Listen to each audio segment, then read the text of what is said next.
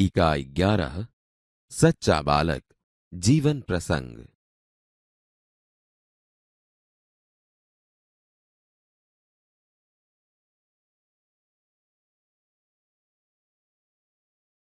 बाल दोस्तों, इकाई को सुनिए। इस जीवन प्रसंग में सच्चाई का महत्व बताया गया है। जीवन में चाहे कितनी भी मुश्किलें आएं, लेकिन जो मनुष्य अपने आदर्शों को छोड़ता नहीं है वही महान बनता है।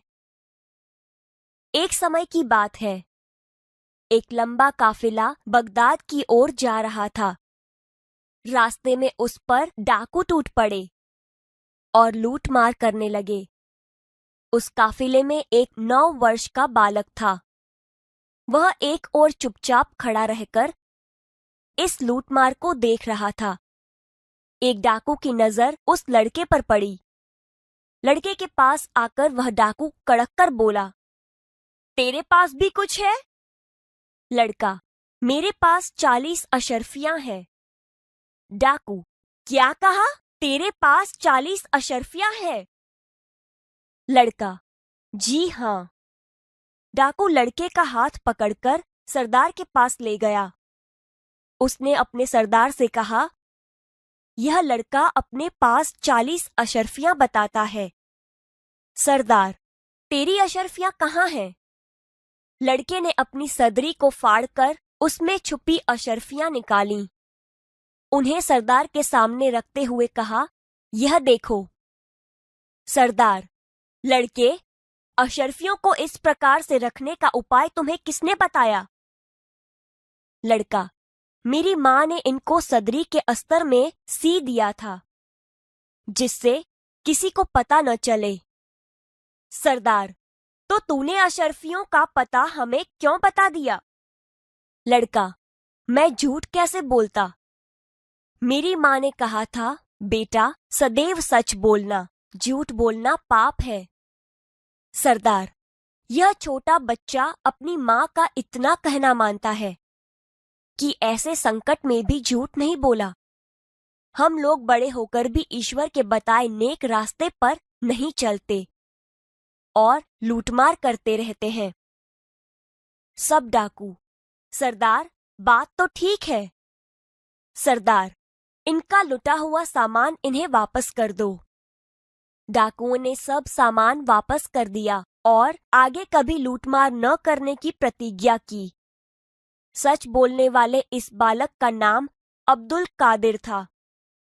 बड़ा होकर यह बालक महान संत हुआ। उनकी समाधि बगदाद में है। वहां प्रत्येक वर्ष बड़ी संख्या में लोग दर्शन के लिए जाते हैं।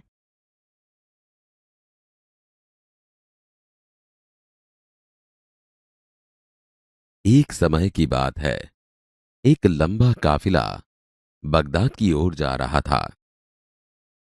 रास्ते में उस पर डाकू टूट पड़े और लूटमार करने लगे। उस काफिले में एक 9 वर्ष का बालक था। वह एक ओर चुपचाप खड़ा रहकर इस लूटमार को देख रहा था। एक डाकू की नजर उस लड़के पर पड़ी।